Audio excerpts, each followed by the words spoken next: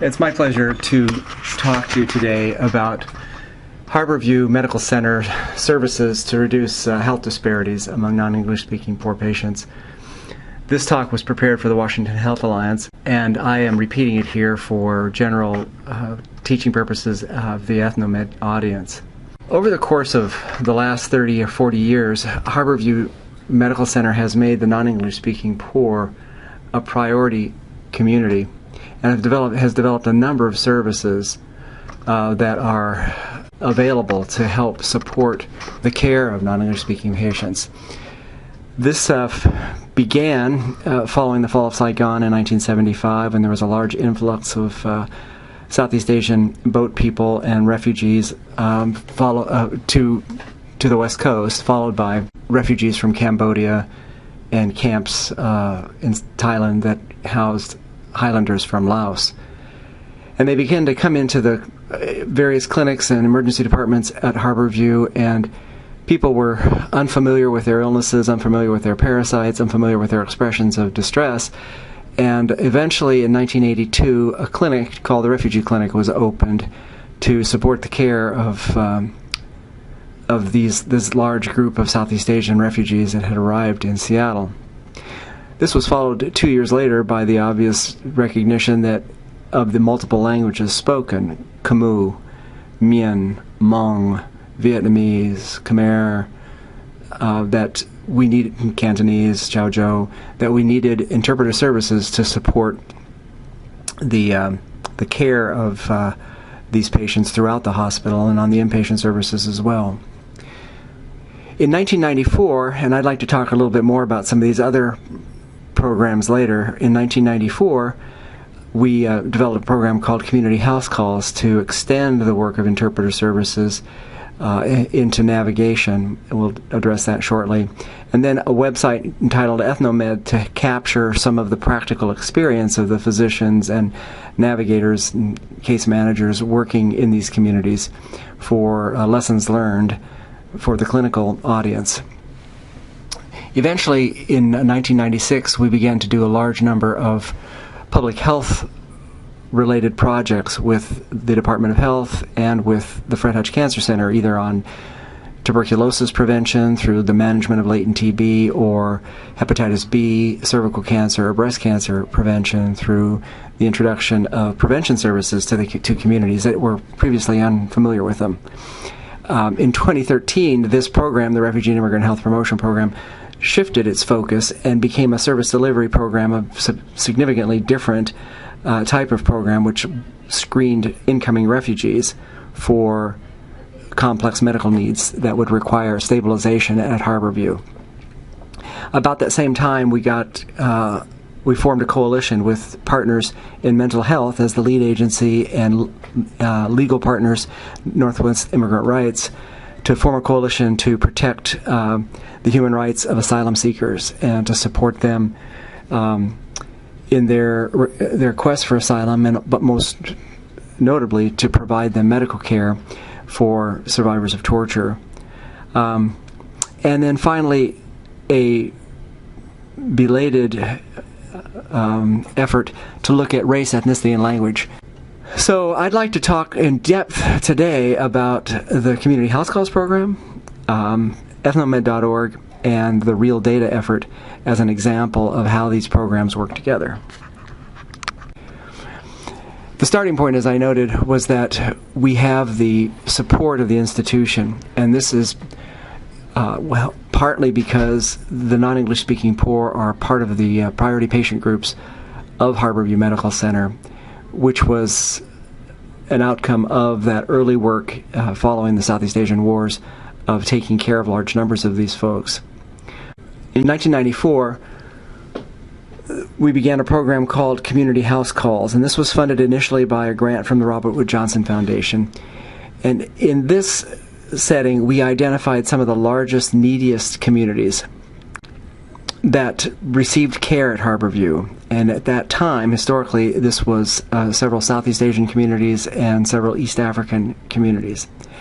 And individuals were hired from those communities to work for the hospital and to provide interpretation, to help manage visits and help navigate patients through the hospital and to other hospitals with which we partnered, to help them manage their social burden of appointments and forms, as well as to help communicate between specialists and providers for other members of the family to explain what was going on in these large families that were enduring a disproportionate burden of illness. Next pictures show the refugees that we targeted, mostly Vietnamese, Cambodian, out of the killing fields, and then Somalis eventually, and Ethiopian groups, the Oromo, the Tigrinian, and the Amharas. Over the years, we could have easily hired other outreach workers and cultural case managers, cultural mediators, but the funding became harder to procure to expand our services. But these groups were relocating to Seattle, which is a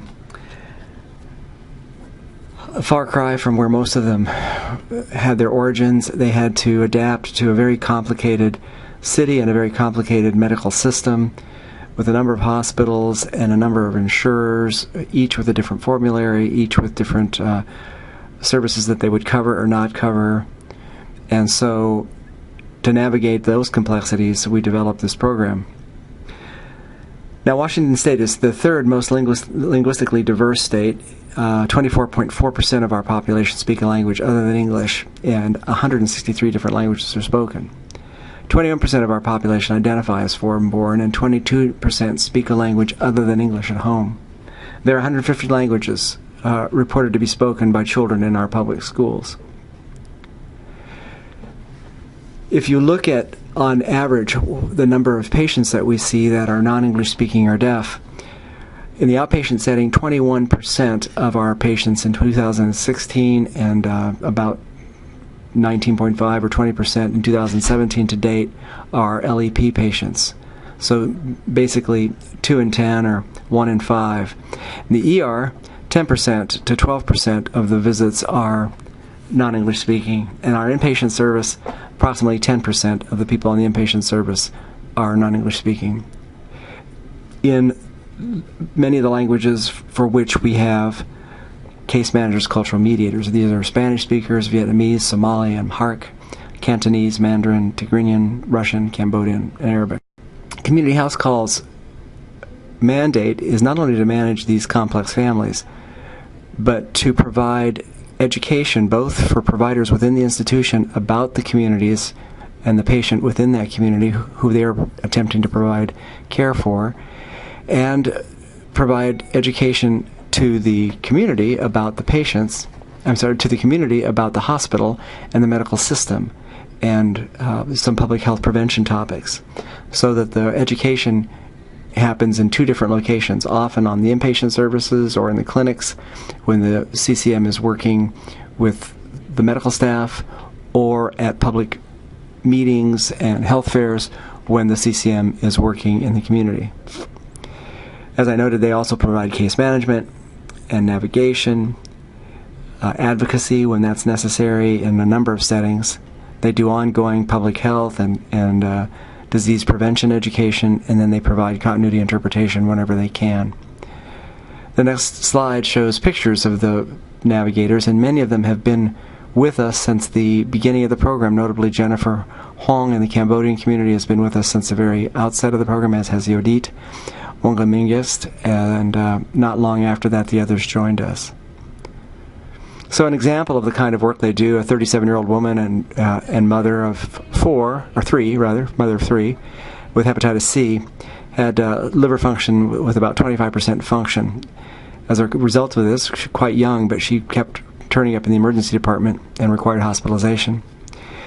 In this setting, the CCMs were there to help her find more appropriate care, keep her out of the ED, keep her home, taking care of her kids, help the pediatricians understand why this young woman, who presumably should be robust and taking care of these kids, was fatigued and often missed appointments, etc. So they helped provided the mom with navigation to hepatitis clinic, over to the university to discuss transplant, and her children navigation to their providers. Another example would be case management, where a 65-year-old man who spoke no English and had no family here has throat cancer. His vocal cords were removed, and so he was unable to speak. He had severe stroke, and he had so he was emotionally very labile, cried easily, and got frustrated easily, got angry easily, forgot why he was going to the physician, was frustrated and wanted to speak and couldn't, and so then he would get angry. And he needed help with transportation. He needed people to go and check on him at home because he had impulse control issues, and he would just bolt out the door and start walking. He needed reminder calls and somebody to remind him that he needed to be at the hospital to see the surgeons or his primary care provider. He needed assistance with his immigration forms and his DSHS forms, and he needed somebody to constantly be communicating with his caregivers and actually helping him find new caregivers when he burned out a caregiver. And all of these things the CCMs did for him.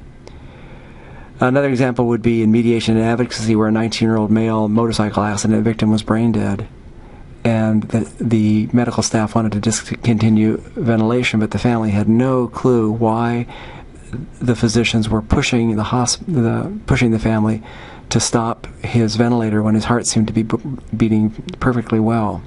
And so explaining the concept of brain death and working with the family and bringing them to a place where they understood that he was not being denied care, but that he was being kept artificially alive, and allowing the family a chance to grieve and get them to a place where they could accept the fact that their loved one was dead, even though his heart was strong and young and beating.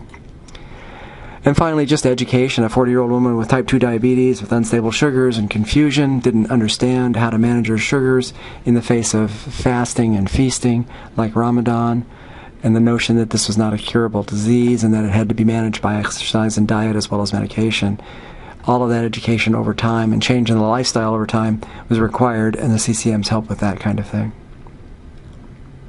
And then, of course, through all of this, ongoing interpretation with nurses, with specialists, with providers of labs and imaging studies. And then out in the community, providing education on stroke, hypertension, risk factors for heart disease, doing shop-arounds, teaching people how to shop appropriately for diabetes care, hyperlipidemia care, and going to health fairs. One of the services that have been an offspring of this case management program has been DARYEL, the Somali Women's Wellness Program, where women in the Somali community can get together, receive health education, receive massage, learn to do yoga positions that are appropriate for their age and level of morbidity, and generally spend time socializing together in an appropriate setting. This is done on Sunday mornings, and the outreach worker from the Somali community that works for Harborview attends these meetings. So that's the Community House Calls program and some of its offshoot programs. There are also specialists that teach about, that work in oncology and manage the complex patients that have cancer diagnoses. Many of the CCMs are familiar with psychiatric diseases and the complex management of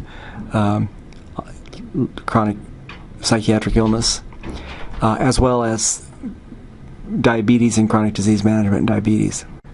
The next program I want to talk to you about at Harborview that is related to the Case Managers Cultural Mediators is the EthnoMed website. This was started within 2 years of starting the case management program. The website started in 1994, which actually predates Amazon.com on the internet. It's one of the older continuous websites on the internet, and it's gone through several changes since its inception. That said, many of the staff have been with it for over 10-15 years. This website is intended as an archive of information and lessons learned through our work in these communities, and providing cultural information as background information for busy clinicians so they can get a general sense of social cultural features that may impact their disease management. There are a broad variety of topics in ethnomed, none of them are considered comprehensive on the culture. That's just enough cultural background to give some orientation to a busy clinician. The clinical topics are those topics that are fairly prevalent in communities, but also they reflect some of the grant funding that we've had through the years, and so they may be a little heavier, more heavily weighted toward cancer prevention. There is also patient education information in ethnomed intended for clinicians, nurses, and busy clinics to use to help educate their patient populations. And I think one of the most limiting things about ethnomed is the select number of communities it focuses on. There are probably only 10 or 12 communities, but in those areas there's a real partnership with community leadership, and the information that's contained within ethnomed is vetted both by the community and by the clinical staff, so that it reflects accurate clinical information, and although it stereotypes a little bit, attempts to sort of characterize real-world values and beliefs and practices of some of the more recently acculturated groups to the United States and Seattle. It's funded. It was funded initially just by the various projects that contributed to it, but over time it was picked up and funded by the UW Health Sciences Library and Harborview. And Harborview, in its interpreter services program, has supported the website designers and managers of this program. Its goal is to reduce disparities by enhancing the understanding between the medical culture and the culture of the patient. And the objective of the website is to make information about culture, language, health, illness, and community resources directly accessible to healthcare providers who see patients from different ethnic groups. But in order to do this, we've had to provide some health education information. While that's not the main thrust of the website, it does contain very thoughtfully developed, culturally tailored, in many cases, educational videos and materials for some of the larger groups that we work with. It's intended to be the community's voice in the clinic, so that there is a resource available that can articulate what people's values are and their practices. For example, the practice of Ramadan, or the practice of Lent in various communities, what that fast looks like, how long it will last, how it affects diabetes, how it might affect dehydration, constipation, any number of issues that elderly people might face as they go through their religious practices. The content, as I noted, is developed in partnership with the healthcare providers, but also community members, and we rely very heavily upon our strong relationships with the communities to build the content for this website.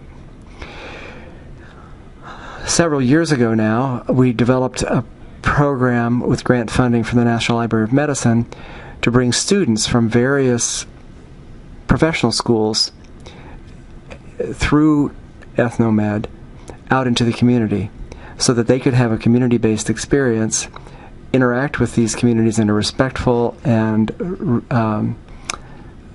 supported way, and thereby provide new content for the website. This was called Contribution Pathways, and these pathways allow pharmacy students, medical students, nursing students, social work students, nutrition students, opportunities to work in Seattle's rich refugee communities and develop class content and course content that they can get credit for, and at the same time ethnomed content to further develop our website. The struggle, I think, for anybody that works with refugees, either with interpreter services or with new information, is to keep pace with the constant influx of refugees. And just to outline how this works, initially, as I mentioned, we were seeing large numbers of Cambodian, Vietnamese, Minh, Hmong refugees, followed by then the Sudanese Lost Boys and Somalis.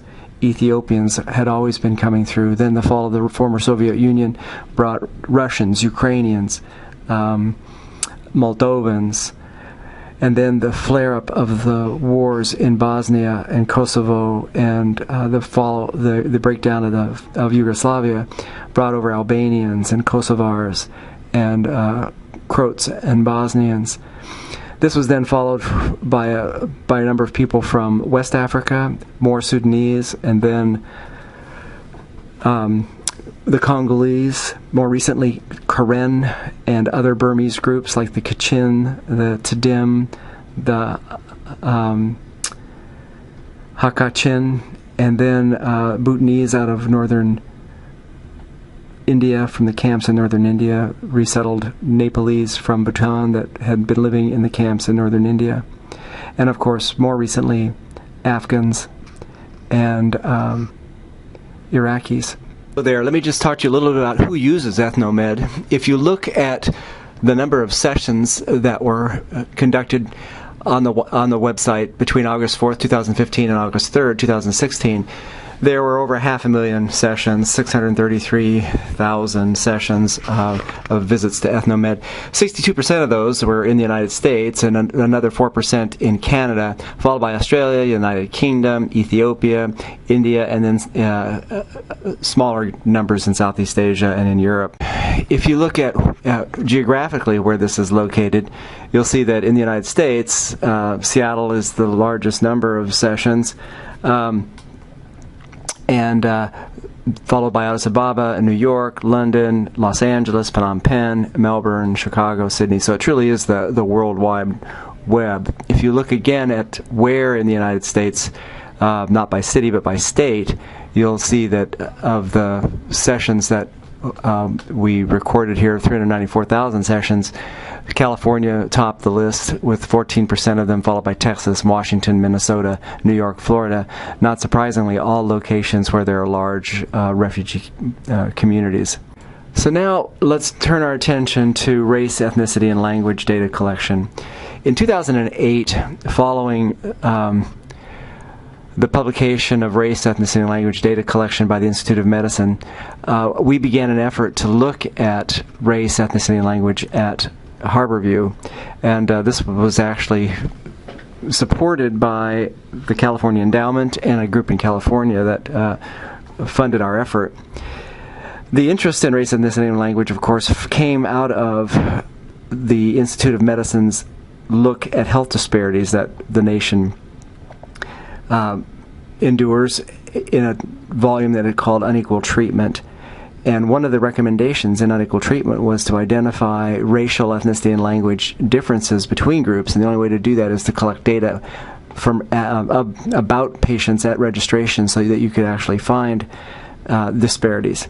And so a thrust began in 2008 to organize the collection of race, ethnicity, and language data in electronic medical records. Unfortunately, that's the same time that the economy imploded, and so IT systems were scrambling as they were downsized and budgets were being cut, and there were no extra resources to begin new initiatives, and they were just trying to shore up old initiatives. More recently, in 2015, in our institution, the CEO was asked by the American Hospital Association to initiate a project around the capture and use of race, ethnicity, and language data, and at that time it was Joni Spiso, and she put a great deal of effort into organizing the collection of race, ethnicity, and language information at registration. One of the things they discovered is that most hospitals across the nation do collect race, ethnicity, and language data, but very few make use of it. And so what follows here is our attempt to make use of it and use it to fund and use it to focus the work of our other programs. When we began to look at how well we were capturing race, ethnicity, and language, we noticed that we captured at Harborview 97.8% of the patients that came through, and then it looked like almost 100% of languages were captured. But then when we went to a more granular level, we noticed that, in fact, many declined to answer. And of those that did answer, it was a select few, and that we were not able to adequately identify ethnicity from the racial groups that we had available to us. And so a new initiative began to ask questions about race specifically, about ethnicity specifically, about English language proficiency, as well as language preferred for healthcare, and to record this in the registration system at the time of registration. What we saw as a result of that is that our standard top 10 languages were not surprisingly the same groups that we found in large numbers on our wards. English speakers leading the list, followed by Spanish speakers, and then Vietnamese, Somali, Amharas, Tigrinians, Cantonese speakers, Cambodians, Mandarins, Russians, Arabic speakers, the Oromo, and others. So what we were able to do then is take a look at the patients enrolled in UW Medicine's various hospitals and identify the fact that eventually we had racial data on 100% of the patients that we registered in our system, and were able to identify whether or not they were ethnically Hispanic. More importantly, we were able to identify the languages spoken by the non-English speaking patients and provide a general breakdown of the largest language groups that we have.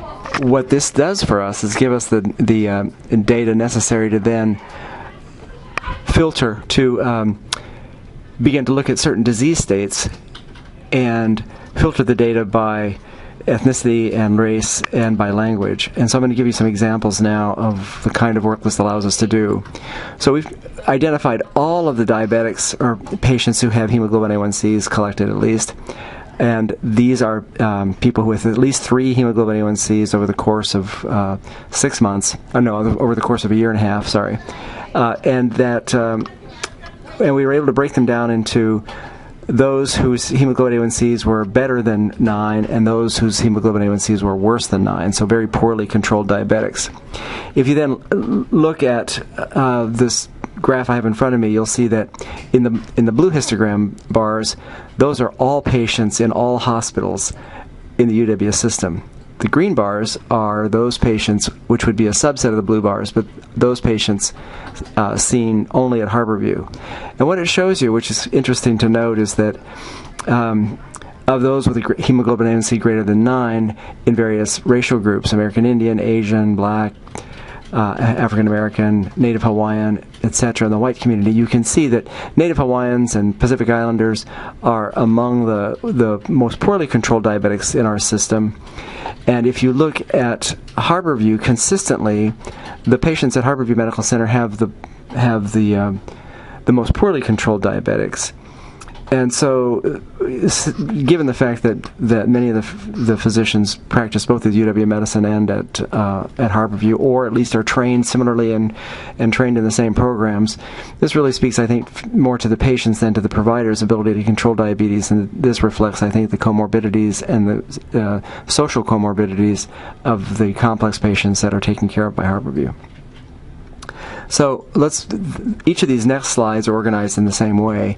And if you look at those who are ethnically Latino, you'll see the same thing, that Harborview's patients are somewhat sicker than UW Medicine overall, and that the Latino community is slightly more, proportionally more hemoglobin A1Cs greater than 9 than in our other groups. And again, if we look by language, you notice that there's large differences between groups, with the Cantonese speakers being one of the better, more appropriately controlled diabetes communities, or diabetes groups. The patients, rather, in the Cantonese community being better controlled when you compare it to, say, Somali or Spanish speakers, or to the Oromo. Now, it's important to note that there are only 8 of those Oromos, but those 8 are poorly controlled. And then we go on to look at, so if we're able to look also at hemoglobin A1C by financial class and see that there are different rates among different groups of people. And at Harborview, for example, those who receive charity care have some of the worst hemoglobin A1C rates in our financial, if you break it down by financial class.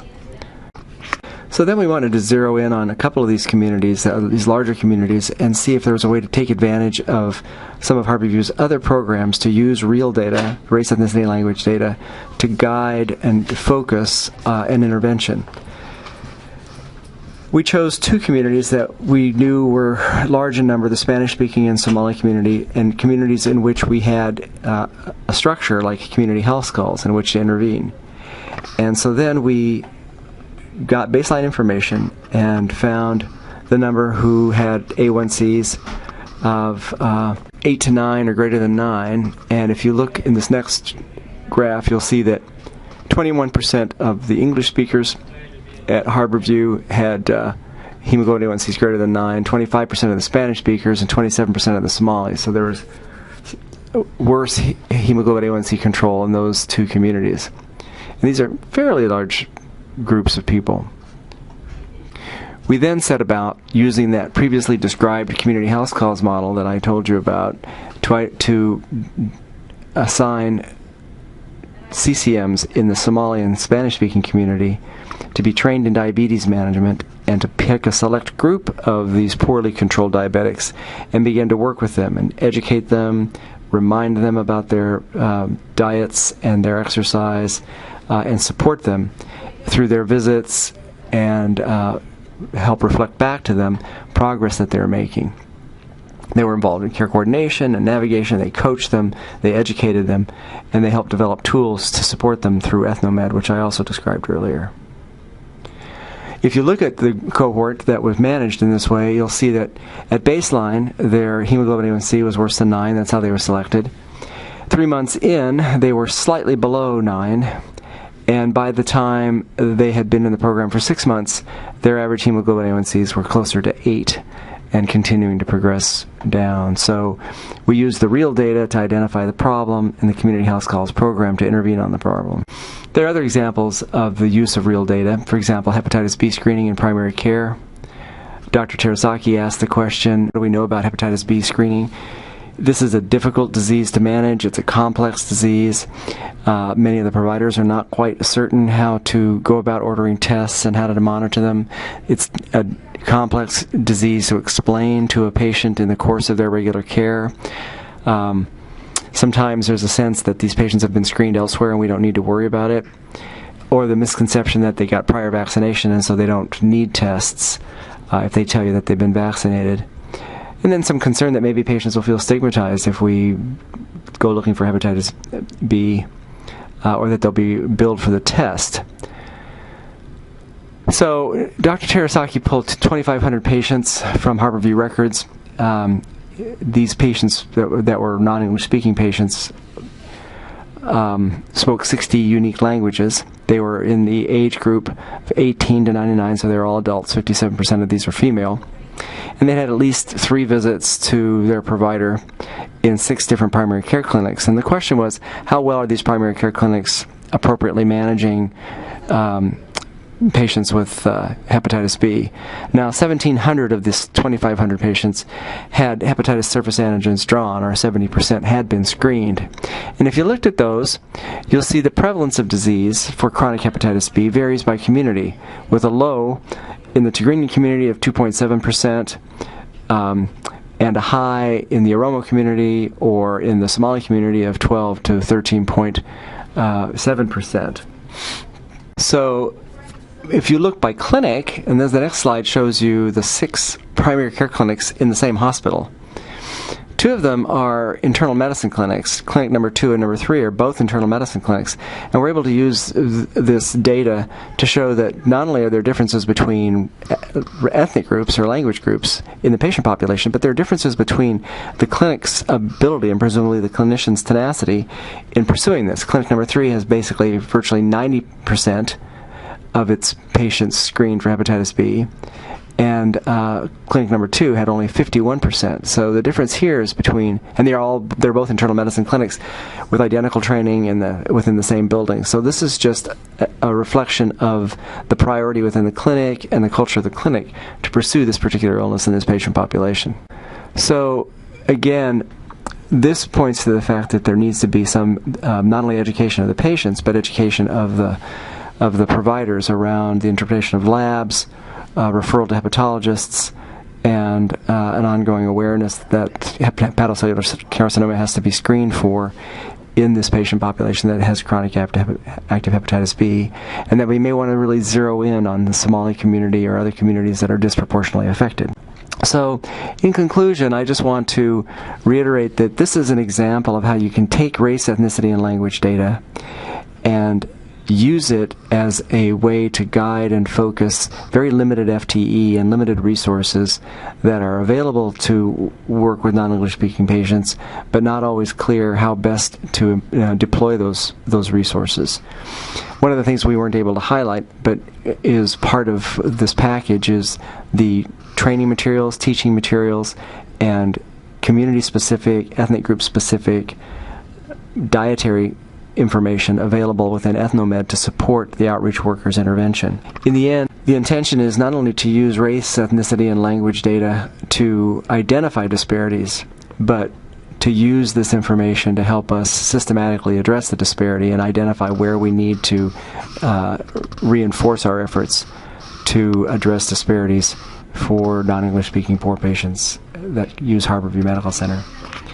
Thank you for your attention.